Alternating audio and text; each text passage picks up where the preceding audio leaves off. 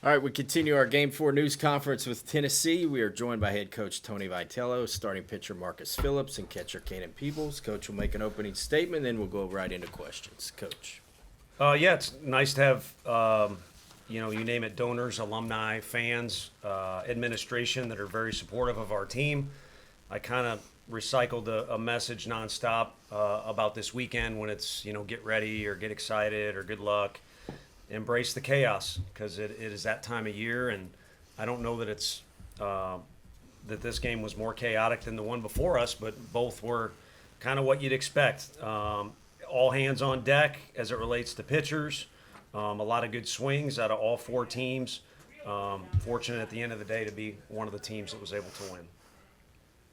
Questions. We'll start with Ryan up front and then go to Ben. Tony, what has Marcus done differently these last three outings to kind of control the running game better? I think just improved. Progress has been his MO since he's been here. Part of it is due to credit of hard work and the coaches working with him, but also there's a pretty good combination he's working with of being blessed with a lot of talent and yet, especially last year and the year before, so far away from being as good as he can be. And I've kind of said it reluctantly that probably his best days at baseball are, a long way from here.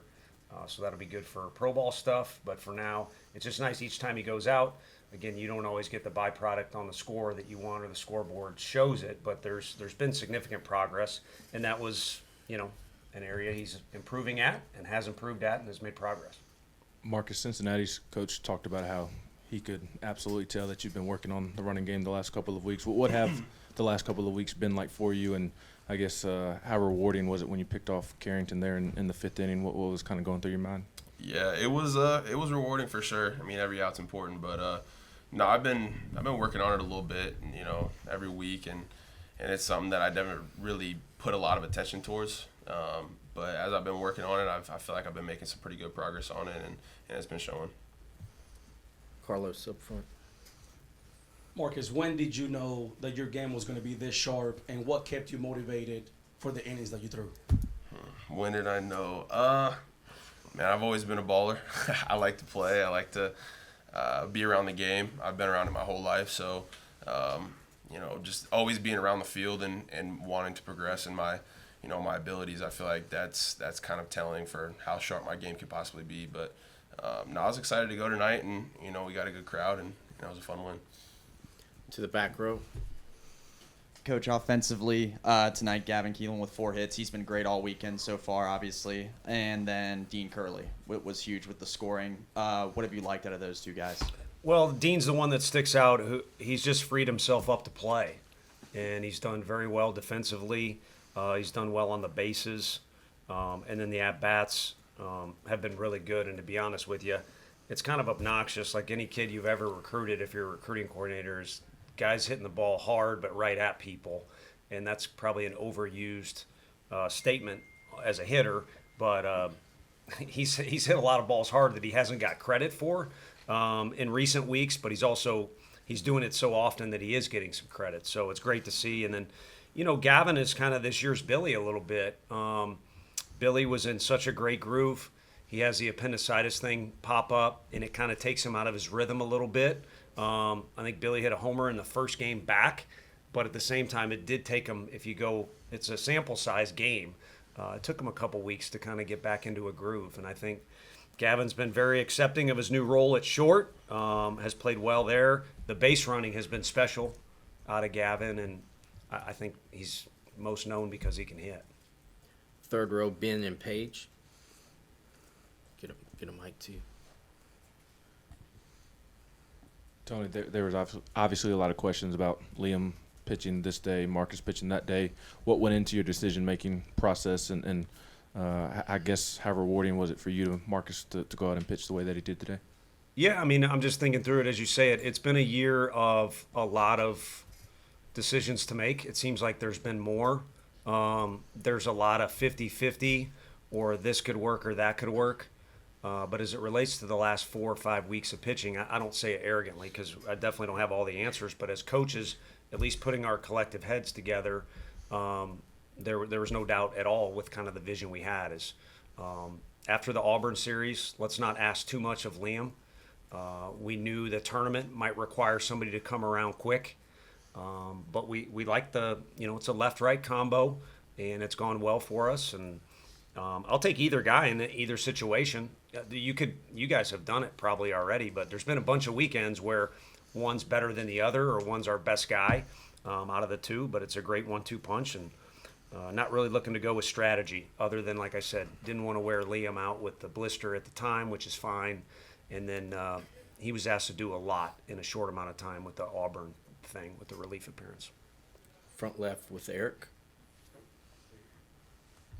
Okay, then Marcus obviously had a really good outing, tied for a career high, 8 strikeouts. From your vantage point, what was working so well for you guys, the battery on that strikeout, and really just his overall appearance? Yeah, for me, I think what I see out there is he's very poised. I think it helps our team kind of relax a little bit on defense. And, he was just competing. He was just out there next task. If something didn't go his way, like I said, he's very poised and he can move on very quickly and focus on, getting the next job done. And that's kind of been the basis of this team, and it worked tonight. Paige. Cannon, I noticed, I guess, in the regional that you guys are doing the Drew Gilbert celly on the extra base hits. What maybe inspired that? And Vitello, you're all about vibes, so how has that changed maybe the vibes of the team? Well, I don't know. It just popped up on my phone one day, and I thought it was cool. And it's something that, I think a lot of the young guys on this team, and, even everybody grew up kind of watching. And I hadn't had a double in a while. So for me, I was kind of like, at next double I get, I might just pull it out if I feel like it. And then I just ended up doing it for fun. Luckily, the team said that they loved it. So I was just like, might as well keep it going. Yeah, the vibe on one hand the whole year has been good. It's been kind of like Marcus as an athlete, progressing and pushing forward all year long, starting with meetings here in the fall. At the same time, if I'm going to be critical coach guy, it hasn't been as good as it can be this weekend. And, it's called a team sport for a reason. You need every single guy to really enjoy this. And, there's been some guys either trying to do too much or frustrated because they're not perfect, or just other things you notice. And again, it's just being a coach. It's been great, but I think it can be even better. This is such a special deal. Marcus mentioned the crowd. To play at home maybe makes it a little bit sweeter, but overall, just to be involved in this thing is crazy. I never got to do it. I'm jealous, at least not as a player. So just need to enjoy it. So I think it's been good. It can get even better. Mike, then Wes. Marcus, with the base running stuff, was it frustrating in the first half of the year when teams were taking those bases? And how do you balance learning that while still throwing the pitches the way that you want to and getting hitters out the way that you're used to? Yeah, honestly, it didn't feel like there was a lot of people taking off earlier in the year. And once we got to SEC play, everybody in this league wants to win. They find different ways to attack hitters and pitchers and stuff like that. So, but the learning process is every day you can learn something new, whether it's on the mound or in catch play or through bullpens, which is what helped me a lot. Just working on a quicker step to home plate and honestly just progressing week by week. Cannon, the way those numbers offensively have gone up lately, I think everyone knows how much work you put into this game, but when those numbers weren't where you wanted them to be, did you feel like that it was going to get turned around this quickly? Did you feel like you could get the numbers back to wherever they are now, or do you needed to make a big change to do that, I guess? For me, I always knew, because if you don't, it probably won't happen. You always got to believe in yourself, no matter what the circumstances are. And so a simple put, I always knew, I felt like. Ryan. Tony, you said Dean has freed himself up the last couple of weeks. Can you kind of elaborate on what exactly that looks like? Yeah, I think I talked about it in the mid-game interview, but I think this deal's stressful, especially if you let it. You got, the two roads diverged in a wood thing. And these kids have more choices than ever now, whether it's what to watch or what to look at on their phone or who to listen to. And it's difficult to choose wisely all the time. And, Dean, I would trust that guy with about any task or, if I needed something done with my family, I would trust him in those situations. So I'm not saying he makes bad decisions, but even if it's not something you say out loud or a tangible thing or a decision you can see, all these guys, there's so much in front of them. So, which thing do you want to listen to? And I think at this point, it gets real tiring to listen to complaints or critique, or for a kid to stress himself out and again want to be perfect or want to do this or that. And eventually, we've all been mad before. It's exhausting.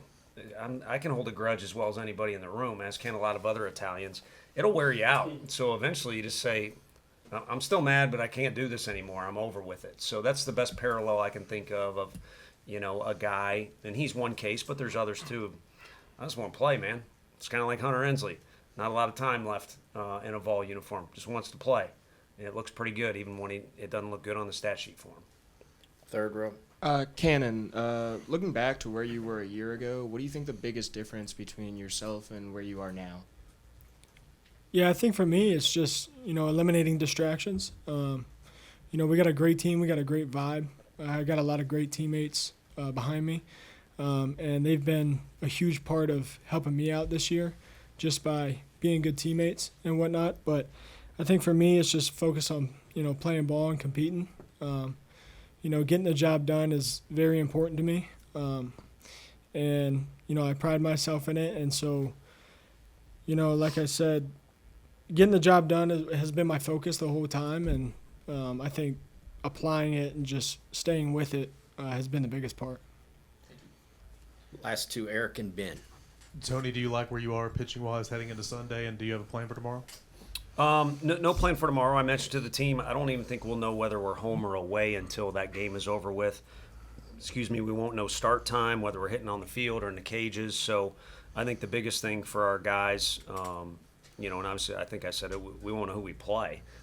So the biggest thing is for our guys to relax, parents, friends, family, get excited, and that's a good thing, enjoy that. But they've got a responsibility to themselves to relax a little bit. This stuff is emotional, and that can be as fatiguing as the physical stuff. So relax, hang out, be a kid, and then show up about the time we usually do, where they can, get some fuel in them and start to slowly move around. But who knows if the game will be quick or long tomorrow. And as it starts to kind of take shape, we'll probably get closer to a firm decision. But that's as sincere of an answer as I got. Frank and I talked in the dugout for a second while the guys huddled up in right field, and we'll just kind of wait and see what we got. But yes, there's a lot of guys I trust. So as far as feeling good, it's playoff time. I'd like to think everybody kind of feels the same way. They trust their guys. They're in this position for a reason, but at the same time, embrace the chaos. And it's a good time of year for guys to expect and be prepared to do something maybe they haven't been asked to do. But again, that's this time of year. Tony, I was curious your thoughts in the dugout as AJ was kind of up and down, getting hot, stepping down, not throwing out there, and kind of did y'all reach a point to where he had warmed up so much that you felt like you needed to bring him in? No, we avoided that. I was back in the tunnel having a conversation to where nobody could hear about that, and we hadn't really. This guy was making it difficult to take him out of the game. We thought, there was maybe a window or a matchup that we had keyed in on that would mean go time a little quicker. But that was kind of the plan. I think one of you guys asked me if it'd be ideal for him to start, and maybe it'd be ideal for AJ. He has built that pitch count up a little bit. But I think the best approach for our team was to focus on today and do whatever it would take to get it done. And just like in Hoover, Arv got a big out, so he can't be left out. But Marcus and AJ, it's not cemented that they're a combo, but it worked out in our favor tonight. All right. Thank you. Good.